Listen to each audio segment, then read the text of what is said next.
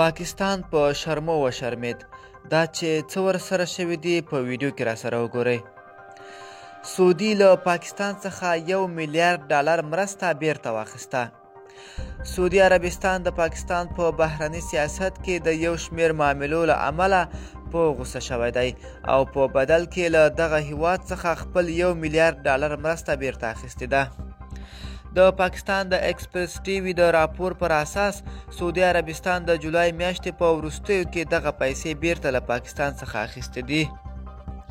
پاکستان سعودي عربستان ته ویلي چې خورا زیات په پورونو کې ډوب دی او له چین څخه دې ورته پور واخلي او هغوی دغه پیسې ورته له چین څخه واخیستې، خو اوس یې په بهرنۍ تګلاره کې یو شمېر مواردو انتقاد له وجې له پاکستان څخه دغه پیسې اخیستې او بیرته یې چین ته ګرځولې دي.